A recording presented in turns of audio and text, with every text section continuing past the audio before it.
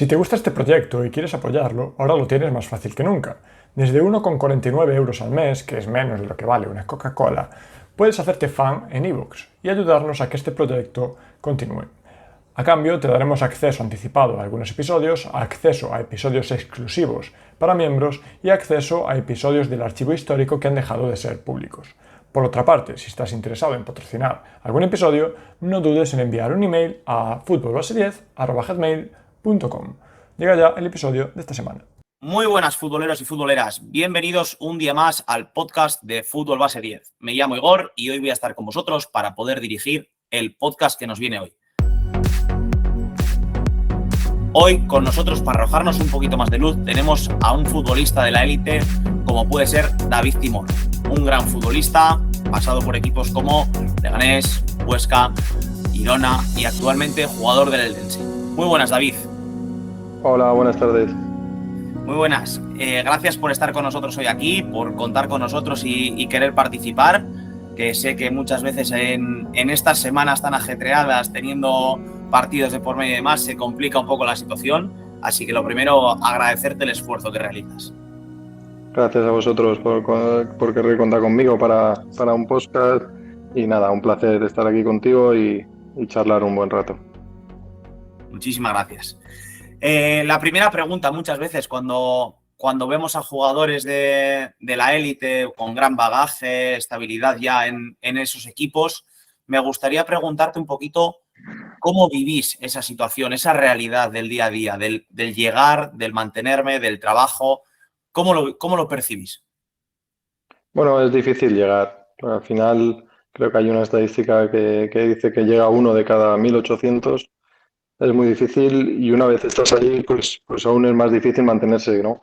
No solo es llegar, es seguir en la élite, es muy complicado y por eso pues al final lleva un gran trabajo detrás, no solo del día a día, sino desde que empiezas, ¿no? Al final empiezas con 6 años, 7 años, ahora empiezan mucho antes, hay querubines, aquí en Valencia, por ejemplo, los sitios se llamarán chupetines o empiezan con 4 años, pues imagínate hasta poder llegar y luego mantenerse. Al final yo llevo ya, pues creo que son con esta 13, 14 temporadas de profesional y no te diría que es más difícil mantenerse, pero casi, ¿no? Porque es muy difícil llegar, pero mantenerse al final, si no estás bien físicamente, mentalmente y luego preparado para aguantar muchas cosas, es complicado.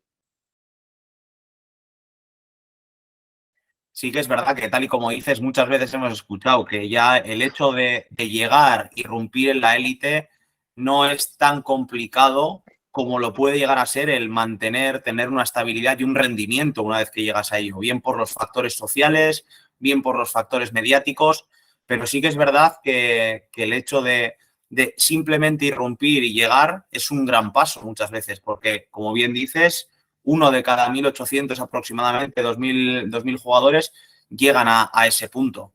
¿Qué consideras que hiciste tú, David, para poder dar todos esos pasos y llegar hasta todo ello? Bueno, yo creo que al final es mucho trabajo, ¿no? Hay detrás, no sé, se había congelado, que hay detrás muchos factores para llegar, pero la gente hay muchas veces que te dice, tú has tenido suerte y creo que ese es el mínimo factor, es ese, la suerte. Hay muchas horas, mucho sacrificio, mucho trabajo, eh, muchas veces el no rendirte porque no siempre he jugado, ¿no? Yo te hablo personalmente.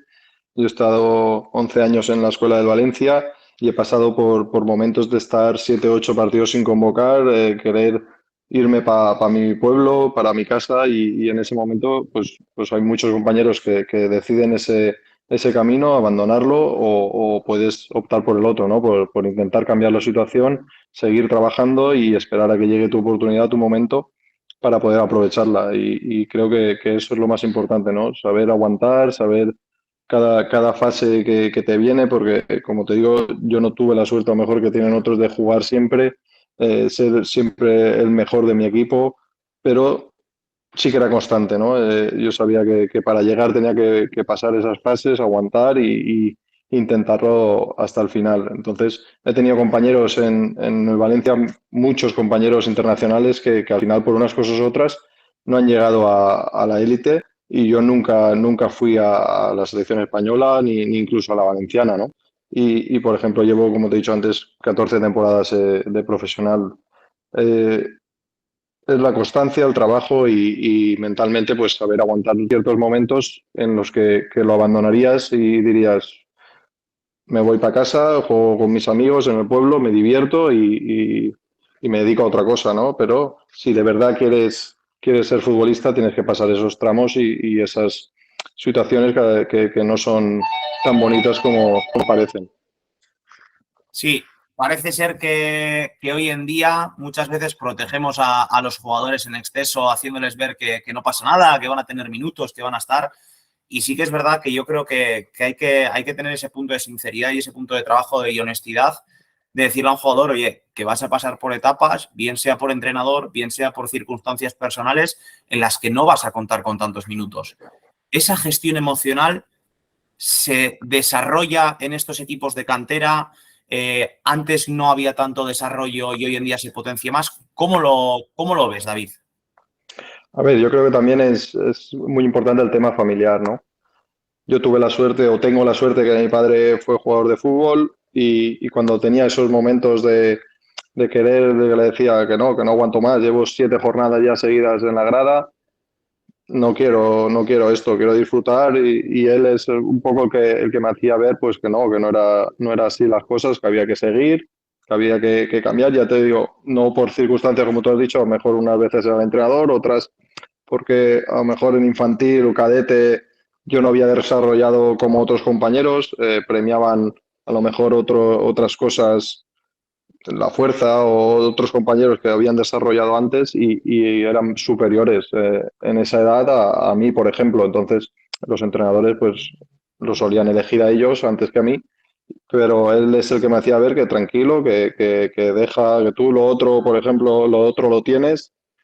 Eh, las otras cosas las tenía, lo que pasa que estaba desarrollando un poco menos y le pasará pues a muchísimos niños que tú los ves y técnicamente, tácticamente son mejores que el otro, pero el otro se le apodera porque es mucho más fuerte, ha desarrollado antes y tiene esa capacidad. Luego ya cuando llegas a juveniles pues, o categoría amateur, que ya es igual a todo, el que era técnicamente bueno, tácticamente ya ha cogido la fuerza necesaria y el que tenía la fuerza esa que en esa época sobresalía por los demás porque era más rápido, era más fuerte, ahora técnicamente no ha mejorado y se ha quedado. Entonces, por eso es lo que me hacía ver a mí que aguantara, que trabajara, que si ya tenía que llegar, llegaría. Entonces, eso es la suerte que yo tuve en casa en ese aspecto que ya lo había vivido. A lo mejor pillas otro padre que te dice, pues no, lo saco del Valencia, me lo llevo al Levante, me lo llevo al Villarreal, ya empiezas a dar tumbos y acabas quemando al chaval, al niño en este caso, y lo acaba dejando. Muchas veces, como bien comentas, el entorno familiar tiene una importancia vital, yo creo, y más en tu caso, teniendo a tu padre como referente en este sentido, creo que es importante entender el contexto, la calma que te pudo entregar y ver cómo te acercó a la realidad bueno, desde la experiencia personal, el camino de un futbolista. El camino de un futbolista que al fin y al cabo va a tener altibajos, va a tener situaciones de mejora y creo que sí que es importante hoy en día toda esa experiencia que has tenido, David, en cuanto a esa gestión, bien por ayuda o bien por lo que hayas ido gestionando con la experiencia, a lo que os enfrentáis los jugadores profesionales al exponeros ante la gran cantidad de aficionados, redes sociales, todo el tema del entorno mediático, los periodistas. Eso, ¿nos podrías explicar un poquito cómo lo gestionáis en la élite? ¿Qué ayudas os da el club? ¿Cómo lo gestionáis vosotros? A ver, yo sí que es verdad que cuando empecé, pues hace ya, en el 2011 fue cuando debuté, sí que es verdad que en ese tramo el entrenador que yo tenía, que era Mendilibar, no me dejaba hacer declaraciones, no me dejaba aparecer a dar entrevistas y la verdad que sí que me protegió. Luego cuando ya empecé a salir para aquí y para allá, luego ya las redes sociales han ido evolucionando y desde el club pues nos intentan pues que no entremos en debates ni leamos mucho, pero no hay una, en este caso en los clubes que yo he estado no hay una ayuda o no, o será porque no la he pedido o no la he necesitado, pero no hay una ayuda específica de que te dicen haz esto, haz lo otro. Sí que es verdad que cada uno es consciente de lo que hace y de sus redes sociales, de lo que publica, deja de publicar, pero yo creo que hacen más daño que otra cosa. Al final se protegen muchas veces los que usan las redes sociales en perfiles anónimos y ellos no saben el daño que pueden causar a cualquier persona, jugador, incluso ya no te digo futbolista, a cualquier persona con cualquier comentario que haces, eh, no sabes el daño que puedes hacer a esa persona y lo que pasa al final es que por 100 comentarios buenos que haya, hay uno malo, tú te quedas con el malo. No debería ser así, pero las personas somos así y le das vueltas a lo negativo más que a lo positivo. Y ya te digo, creo que hacen mucho más daño que ayudan. Si las, si las utilizamos bien, son muy buenas y tienen muchas cosas buenas, pero en este caso, como te digo, hay mucha gente que lo hace para hacer daño o para criticar, para avasallar a una persona y no, no debería ser así. Y si no lo sabes gestionar o tienes un momento como le ha pasado a todos los jugadores nos pasa, que no estás bien o no te están saliendo las cosas y te metes en Twitter o te metes en Instagram y empiezas a leer, pues es peor aún y por eso ahora viene, pues ahora está más visible los problemas mentales que ha habido compañeros de profesión que han tenido que parar por necesitar ayuda y lo veo perfecto porque al final sí que es verdad que tienes un desgaste ahí importante si le das importancia a lo que dicen cuatro, que al final solo quieren eso. Qué importante se tilda hoy en día el hecho de poder naturalizar y comprender que sois una profesión más, que sí que es verdad que al final es una profesión muy mediática, el fútbol mueve mucha masa, pero como bien dices, compañeros tuyos de incluso categoría, por encima, en muchos casos incluso que no llegan a ser públicos, sufren situaciones hoy en día, bueno, de lo que se tilda una situación de una enfermedad que es difícil de gestionar, que es la situación mental. Entonces, como bien decíamos, yo creo que el hecho emocional y todo el entorno tiene mucho que ver. Para esto sí que me gustaría hacerte una pregunta un poco más personal, que entiendo que al final pues, cada persona va dirigida un poco por ciertos motivos. ¿Cuál sería o cuál considerarías tú que es y ha sido una de tus referencias en todo este camino hasta llegar a donde estás hoy y lo que eres hoy en día? ¿Cuál era mi ídolo? Sí, Sí, ¿no? A ver, yo como te digo, entré con 11 años en la escuela del Valencia y es cuando el Valencia pues venía de jugar una final de Champions, estaba en pleno auge y a mí siempre me fijaba, me gustó Rubén Baraja y luego tuve, pues cuando fui quemando etapas, llegar al juvenil, poder entrenar con él, o si hacíamos algún partido amistoso, poder enfrentarme a él, luego pues fue mi ídolo de la infancia, Rubén Baraja, y luego pues bueno, ya cuando llegas a la élite, pues intentas fijarte en los jugadores que más o menos se desenvuelven por tu posición para coger lo mejor de ellos e intentar mejorar siempre. y hoy en día que igual podéis llegar a estar un poquito más cerca en esa unión, ¿conseguís mantener ese contacto, ese feeling que podéis llegar a tener, el que os facilite poder compartir ese momento en la élite? Sí, sí, claro, al final cuando te enfrentas a jugadores que antes veías por televisión, a ver, yo ahora ya no tengo 20 años, pero cuando los tenía 22, 23 y me enfrentaba pues a Xavi, Iniesta y los jugadores que todos sabemos, pues siempre yo al final tenía más vergüenza o me paraba más, pero ellos al final son como tú y saben, ya han pasado por donde hemos pasado todos cuando somos jóvenes y hay ese acercamiento, incluso palabras de ánimo o cualquier cosa que le puedas preguntar si tuvieses que preguntarle algo. En este caso, como te digo, yo los admiraba tanto que no me atrevía a poder preguntarles nada, pero bueno, alguna vez alguna camiseta de los ídolos sí que tengo, claro. Qué bueno oír eso. Sí que es verdad que ahora, como bien dices, pues estábamos hablando de Rubén Baraja, de Xavi, de Iniesta, y en este caso yo creo que esas situaciones de poder estar en primera división, en segunda, en luchar por ascenso, luchar en situaciones de descenso en otras, creo que a nivel interno de jugador la gestión que tienes que hacer es completamente diferente. Me supongo que desde el club se gestiona completamente diferente. ¿Qué diferencias has llegado a palpar entre diferentes entornos que has vivenciado en el fútbol? A ver, tengo la vivencia porque al final yo pasé de estar en segunda una temporada en Las Palmas, pelear en teoría, cuando llegué había un equipo para Las Palmas, era un recién descendido y se había hecho una plantilla pues para luchar otra vez por ascender. No se dieron las como tocaba, la temporada fue complicada y peleamos por salvarnos. Y pasé esa temporada cuando terminó, al año siguiente es cuando firmó por el Getafe, a pasar a jugar Europa League, totalmente diferente. Vengo de segunda, de hacer una temporada medio que, y al año siguiente estoy jugando Europa League contra octavos de final contra el Inter de Milán. Al final son situaciones totalmente diferentes, como tú dices, que pasas de jugar en segunda división a estar jugando unos octavos de Europa League contra el Inter de Milán. Hay que gestionarlo, pues bueno, al final son partidos de fútbol y yo lo veía así, ¿no? A mí me da igual estar jugando en segunda contra Las Palmas, contra el Málaga, que luego jugar contra el Inter de Milán. Los jugadores sí que cambian, pero te tienes que adaptar rápido para poder rendir y devolver la confianza que han depositado en ti, en este caso el Getafe, de llevarme de segunda división a un equipo que había conseguido la clasificación para la Europa League. En ese gran salto que das, David, que creo que es importante dentro de tu carrera por esa vivencia internacional que tienes, ¿cómo vives o cómo gestionas ese paso de Las Palmas al Getafe?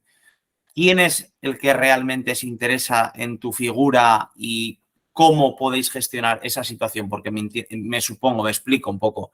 Entiendo que muchas veces serán los directores deportivos los que hagan una apuesta en conjunto con lo que es el club, otras veces que seas una apuesta individualizada del entrenador. ¿Cómo fue este pequeño salto? Bueno, yo el año anterior estaba en el Girona, en primera división, habían pasado 2 jornadas y tenía el interés pues de Las Palmas, Málaga, y el último día aparece el interés del Getafe antes de ir para Las Palmas. Pero yo había dado la palabra de que iba a Las Palmas si salía del Girona, entonces le digo al Getafe que no, que lo tengo ya hecho con el Girona, ahí con Las Palmas, y para mí la palabra que le había dado yo al director deportivo, en este caso de Las Palmas, iba por delante. Si hubiesen llegado antes, pues seguramente hubiese llegado antes de pasar por Las Palmas. Pero como ya había dado la palabra, tenía todo apalabrado, pues decidí marcharme a Las Palmas.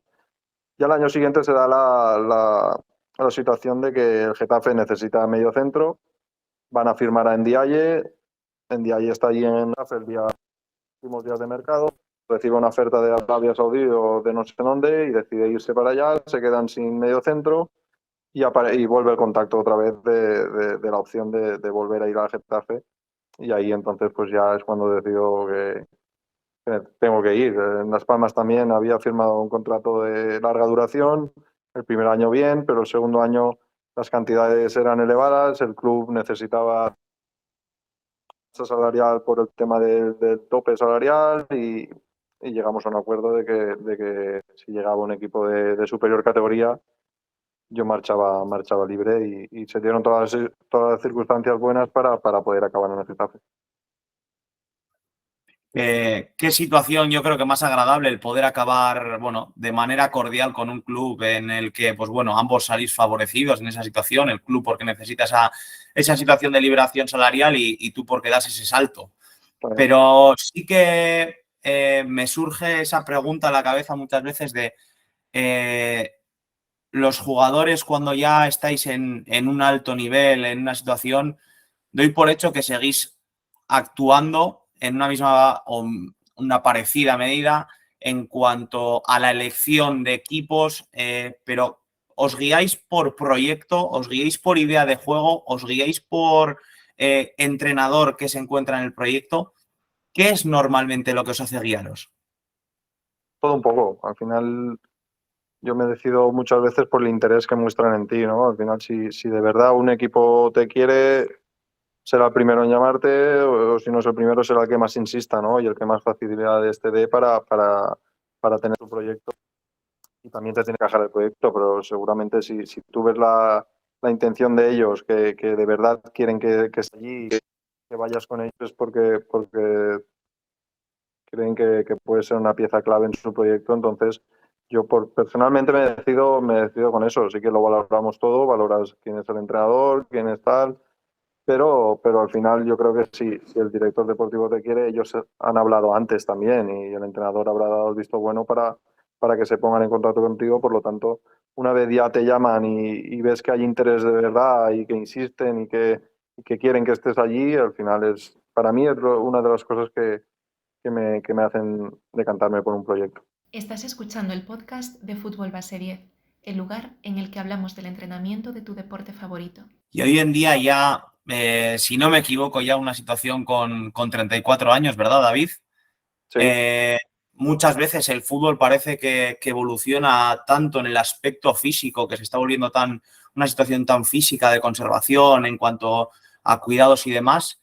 Parece ser que muchas veces en antaño, cuando hablábamos de jugadores de 34 años, el declive de la carrera de un jugador, donde ya parece ser que se va a retirar. ¿Cómo ves tu situación hoy en día? ¿Todavía te ves con ganas, con situación para seguir rodando y disfrutando de esto que nos rodea?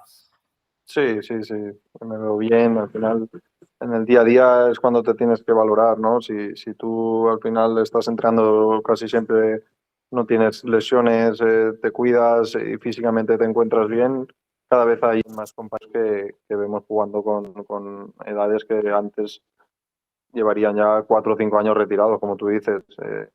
Al final ahora el deportista es mucho, mucho más meticuloso en ciertos aspectos. En la comida se cuida mucho, el entrenamiento, que si ya no solo el entrenamiento de campo, que si luego tengo el preparador físico. Muchos compañeros yo creo que ya hacemos eso y cada vez pues se está viendo, ¿no? Que jugadores con 37, 38 años pueden rendir perfectamente al mismo nivel. Entonces, es más cuestión del día a día, de verte tú bien, de tener ganas, tener ilusión y con eso tienes que aguantar hasta que puedas, siempre y cuando las lesiones también te respeten. Yo en este caso no he tenido, gracias a Dios, ninguna lesión de larga duración y eso pues al final también se nota, porque sí que tengo compañeros que a lo mejor por desgracia han tenido ligamentos o sufren mucho de roturas, de isquiotibiales y tal, y al final pues ellos sí que tienen más lastre o más propensos son a lesionarse o lesión de rodilla, como tú, que yo creo que cuando pasan los años pues haber metido una operación ahí pues se notará más. Ya te digo, yo por suerte no he tenido ninguna lesión y ahora me encuentro muy bien, me encuentro bien físicamente, intento cuidarme, intento trabajar más si cabe aún que cuando tenía 23, 24 años y espero aguantar pues hasta que te digo que me vea que voy a entrenar y ya voy sin ilusión. Entonces será momento de echarme a un lado y pensar en otras cosas. Pues que podamos seguir disfrutando de ese David en el campo, esa presencia, que creo que es importante, sobre todo mantener esa ilusión, como bien dices. Pero ahora un poquito que has dicho el tema de, pues bueno, que afinas un poquito más esos cuidados, incluso que eres más meticuloso, sí que me gustaría que nos contases, bueno, en la profundidad en la que te gustaría contar, ¿cómo sueles gestionar los prepartidos, postpartidos? ¿Qué individualidades buscas en cuanto al trabajo previo, bien sea de entrenamientos, de partidos?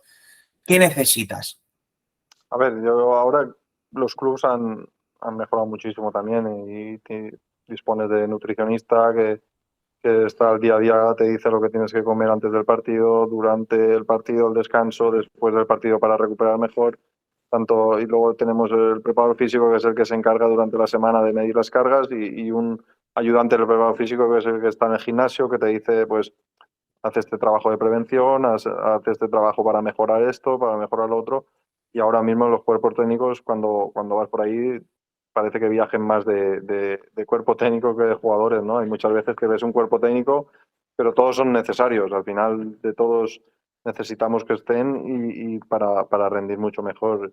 Para preparar una semana, ya te digo, la prepara el preparador físico, casi el miércoles solemos hacer fuerza, el jueves un poquito también, viernes ya es menos bajada y el prepartido hoy para comer ya teníamos el menú del nutricionista diciéndote los gramos de carbohidratos que tienes que tomar, la proteína, la merienda, ahora luego la cena. Mañana, por ejemplo, tenemos partido a las 2, pues nos recomienda levantarnos a las 8 de la mañana, tomar un desayuno, luego a las 10:30 tienes que comer. Son horarios diferentes a los que estamos acostumbrados, por lo tanto tienes que hacer una carga buena de carbohidratos para llegar en mejores condiciones al partido. Y el tema, pues como te digo, físico, pues ya me fío más del preparador físico, que es el que con el gest de este que llevamos, el chivato que llevamos para entrenar, ahora no me sale, El GPS, sí. el GPS, pues ahí lo tienen todo y al final ven cómo ha sido tu semana, la alta intensidad, los metros que has corrido y ahí pues él ya te dice si tienes que hacer algo más para llegar mejor al partido o incluso hacer algo menos para llegar más fresco. En este caso ahora mismo, como te digo, tienen información de todo y cuanto más nos dan, pues mejor rendimos y por eso yo creo que hay menos lesiones, quitando las que son pues de rodilla y ahí, que yo creo que es muy difícil evitarlas, pero en este caso de jugadores que veas que se rompen o tienen cualquier tirón o cualquier cosa, cada vez hay menos. Ahora que estabas hablando del tema de un poco de estructurar entrenamientos, el día pues, trabajar fuerza, mayores cargas, menores, con el tema de la gestión del cuerpo técnico, yo creo que todos cuando hemos disfrutado de esa etapa del fútbol, yo ahora, pues en este caso como entrenador, siempre nos gusta saber qué os gusta a los jugadores. Y en este caso me gustaría preguntarte, en cuanto a las estructuras del entrenamiento, ¿qué día le gusta a David? ¿Qué día es el que dices, hoy tengo ganas de llegar al campo y disfrutar? Porque muchas veces esos juegos cortos que tenéis, esos partidos reducidos, ¿qué día dirías que le gusta a David? A mí me gusta más el día que se hacen espacios más grandes. Al final yo no soy un jugador de espacios reducidos y ahí a lo mejor sufro un poco más. Y me gusta más, por ejemplo, el día el que se hace de campo abierto, de área a área, por ejemplo, que se suele hacer, de 11 contra 11, ya preparando el partido, la manera que tenemos que atacar, la manera que hay que defenderlo, al contrario. Y luego siempre pues, nos dejan 8 o 10 minutos de partido libre. Y ahí es cuando yo pues, encuentro sensaciones de cara al domingo.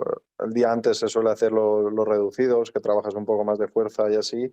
Y ahí pues me gustan, pero no es mi día preferido, como tú me has preguntado, y prefiero quedarme con el jueves. Siempre hablando de que el partido es domingo. Sí, sí, sí, sí. Sí que me parece muy interesante muchas veces pues, lo que vemos en la televisión o en ruedas de prensa, creo que es algo un poco superficial. Y para poder conocerte un poquito más, ir encarando un poquito el final de la entrevista, me gustaría cómo lograrías definirte como jugador en 2, 3 palabras, porque muchas veces vemos una situación y dices, veo a David un jugador con intensidad, que es fuerte en disputas, pero tú, ¿cómo te ves? ¿Cómo te percibes? Porque ahora nos decías, por ejemplo, el hecho de, me gustan espacios más grandes, coger sensaciones, algo más táctico. ¿Cómo te ves? Bueno, me veo depende del juego que tenga en el equipo en ese momento. Por ejemplo, en Las Palmas veníamos de jugar o de intentar jugar o de un estilo como se ve ahora, ¿no? De que tienes que tener la pelota sí o sí, tienes que sumar muchos pases, tener mucha posesión y luego pues no conseguíamos a lo mejor pues ganar partidos o tener opción de finalización. Y pasé de estar en verano jugando en Las Palmas a irme al Getafe, bueno, es totalmente un juego diferente. Ahí era más juego directo, más segunda jugada y a partir de ahí, pues en campo contrario ya empezar a enlazar y finalizar. Y cuantas más veces finalizabas, pues mucho mejor y más cerca estabas de ganar y concedíamos poco también en defensa. Era un juego totalmente diferente, entonces me adapto no sabría definirme por eso, ¿no? Porque puedo hacer las dos cosas. En Las Palmas jugaba de pivote por delante de defensa y era el encargado pues muchas veces de sacar el balón, unas veces más acertado, otras menos, eso entra dentro del juego, pero me considero un jugador que tiene la capacidad de poder llevar el balón de un lado a otro, de poder asociarse y luego en el Getafe se me pedían otras cosas, ¿no? Se te pedía pues estar bien en las segundas jugadas, estar atento, ganar duelos, defensivamente ser fuerte y también creo que cuando se me pidió eso lo pude hacer bien. Entonces, ya te digo, me adapto y me definiría, depende del estilo de juego en el que me encuentre en ese equipo en ese momento.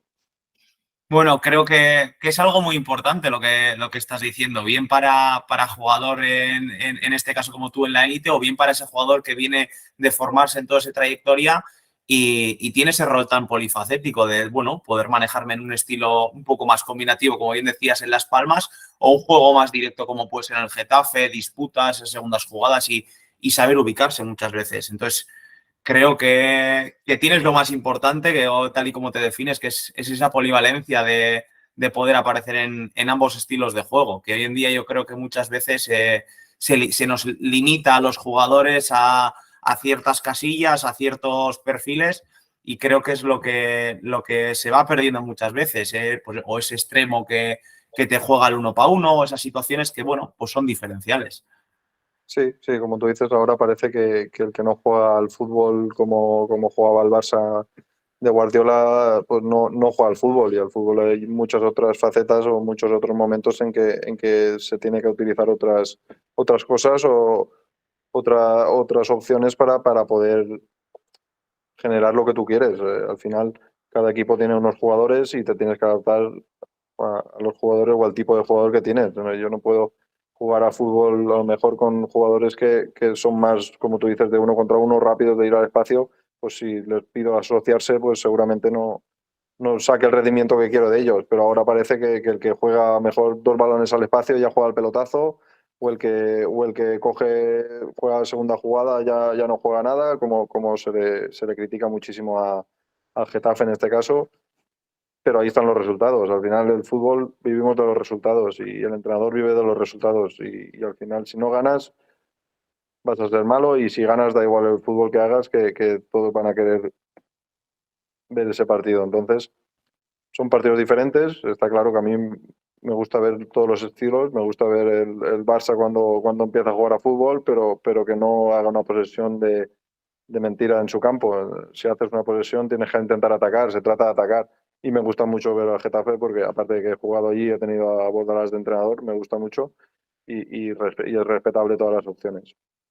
Creo que los dos polos totalmente opuestos y en ambos equipos que creo que has participado y con notoria presencia, en este caso hoy en día pueden ser tanto Girona, con ese juego más combinativo, más esa situación de ocupar espacios, y el Getafe en ese juego más directo. Y creo que los dos totalmente lícitos, totalmente trabajados, totalmente profundizados, y ambos yo creo que con resultados totalmente notorios y con gran presencia en la élite. Así que yo creo que ahí está el mayor ejemplo.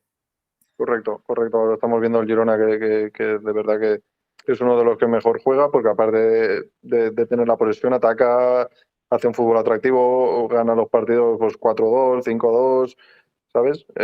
Es un equipo que ahora está muy bien trabajado, como tú dices. El entrenador, a mí me parece un muy buen entrenador, me gusta mucho, y ahí están los resultados. Tengo varios compañeros que siguen jugando en el Girona y los veo disfrutar y los veo que creen en lo que hacen, creen en el entrenador y tienen jugadores para jugar a eso. Luego vamos al polo opuesto, como tú dices, del Getafe, y sigo teniendo compañeros y hacen lo mismo que hacíamos cuando tuve la suerte de estar allí. Y los resultados ahí están. Gustará más, gustará menos, pero cada uno con sus opciones va a generar lo que él crea y va a jugar al fútbol como él crea, ya está. Y no tienen por qué atacar a unos ni a otros, ni siempre lo mismo con el Getafe, porque al final todos, alguna vez, hacemos lo que intenta hacer el Getafe o de lo que se le achaca al Getafe. Sí, sí, totalmente de acuerdo. Para ir encarando un poco ya este final de la entrevista, David, sí que me gustaría englobar un poquito la situación actual que tienes. Te encuentras en el Eldense, si no me equivoco, seguramente más cerca de tu familia, pudiendo disfrutar de las hijas. ¿Cómo es la situación hoy en día, en esa situación, en la gestión familiar, cuando ya vas avanzando? Pues bueno, tienes esos viajes muchas veces, pretemporadas. ¿Cómo lo gestionas? ¿Cómo puede gestionarlo un jugador en la élite? Bueno, ahora por suerte, como tú dices, estoy en el Dense, vivo en mi casa, en el pueblo, o sea que en ese aspecto fenomenal. Las niñas vienen aquí al colegio, tenemos a los familiares que no hemos podido tener durante pues 14 años, que siempre te echan una mano. Siempre han venido donde hemos estado, pero no es lo mismo estar aquí a 2 calles que estar a 500, 600 kilómetros. Y ahora pues es mucho más fácil, ¿no? El día a día es mucho más fácil que cuando he estado fuera, y lo estoy disfrutando muchísimo, porque al final poder estar con la familia, como te digo, con los amigos que no has disfrutado desde hace mucho tiempo, aunque viniesen esporádicamente a verte, pues es diferente, ¿no? Es el día a día, el poder ir. También llevo con otra gente a la escuela de aquí del pueblo de fútbol, pues poder ir las tardes allí a intentar, pues hago 3 días por semana de tecnificación con los niños que quieren. Disfruto de otra manera. Cuando he estado fuera, pues bueno, te adaptas, te organizas y al final estás a gusto, porque donde he estado, en todas las ciudades en las que hemos estado muy a gusto, pero ya te digo, al final pues estamos solos, tenemos 3 niños, seguramente yo pues me despejaba un poco más cuando iba a entrenar, pero mi mujer, que es la que está en casa, pues al final ahora mismo pues la entiendo mucho. Cuando llegas y no ha podido hacer estas cosas o lo otro, pues es normal, ¿no? Está ella sola para los tres, y ahora pues es diferente, como te digo, ahora pues lo estamos disfrutando de otra manera y muy a gusto, muy contento, y espero que aguante más de una temporada en el Dense. Qué bonito, yo creo, a mí algo que me ha llegado y me llena el veros a los jugadores en ese trabajo, como bien decías, de tecnificación con esos jugadores que quieren, esa cercanía, ese vínculo que podéis generar. Creo que es algo muy positivo y que a los jugadores ya cuando os ven como referencia, pues creo que les une más todavía. Sí, sí, la verdad que como te digo, disfruto mucho, ¿no? Hago lunes, martes y miércoles y es una hora solo, ojalá pudiese hacer 3 horas, pero tampoco tenemos espacio ni campo para poder hacerlo. Tenemos 14 equipos también en la escuela y me dejan un trocito solo pues depende, el lunes tengo 6 niños, el martes tengo 8 y el miércoles otros 6. Y en esa hora pues disfruto mucho con ellos, intento, como tú me has dicho, pues explicarles o intentar ayudarles, ya no enseñarles porque no me considero que yo tenga que enseñar nada, sino ayudarles, corregirles e intentar hacerles mejorar en lo que yo pueda aportarles. Y para acabar, me gustaría pedirte a ver qué 2 consejos podrías dar por separado. Una parte a ese jugador que se encuentra ahora mismo en formación, en proyecto, pues bueno, visualizando un poquito su futuro.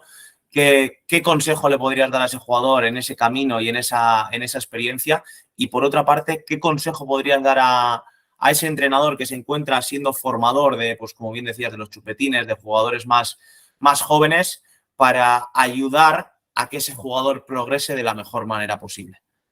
Al niño le diría, depende de la edad que tenga. Al final esto va por fases y no hay que querer adelantarse a las fases ni pasarlas por encima. Todo tiene su trayecto y a un niño en este caso hasta alevines, incluso infantiles de segundo año, que disfruten, que se lo pasen bien, que se diviertan, que aprendan lo máximo, y ya luego cuando empiecen cadetes, juveniles, ya tendrán tiempo de competir, porque yo ahora mismo, como te digo, estoy aquí en la escuela y cada año a lo mejor se van 2, 3 niños de edad a Levín, Benjamín, y la explicación que me dan es que no, es que me voy a otro club porque allí vamos a competir en la Liga de Valencia.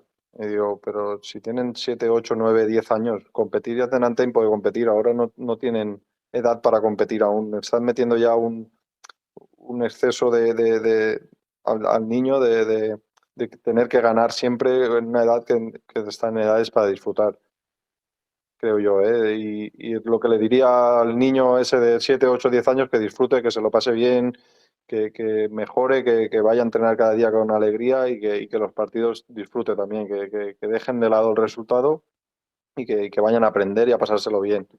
Luego ya cuando vas quemando etapas y vas viendo que vas mejorando y a lo mejor ya estás en una escuela, porque es diferente estar en una escuela del pueblo que estar en el Valencia o en un equipo que te exijan otras cosas ya. Y al final, como te digo, yo estuve en el Valencia y ahí ya no valía que todos tienen que jugar. Ahí jugaba el que se lo ganaba, el que lo merecía o el que el entrenador creía.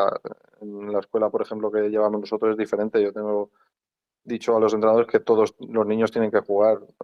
No puede haber un niño que esté 2 semanas sin jugar. Los minutos tienen que repartirse entre todos. Por eso digo que le hablaría diferente a un niño que esté en diferente sitio, contexto y club.